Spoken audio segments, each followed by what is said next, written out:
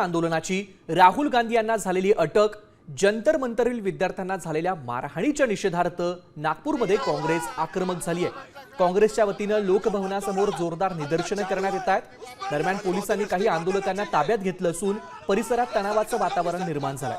काँग्रेसच्या कार्यकर्त्यांनी केंद्र सरकारच्या विरोधात जोरदार घोषणाबाजी केली आहे। अत्याचार हुआ है, उसमें नरेंद्र मोदी ने इस्तीफा देना चाहिए। ये सरकार का निषेध करते हैं। सुद्धा पदाधिकारी करताना दिसून येत आहे।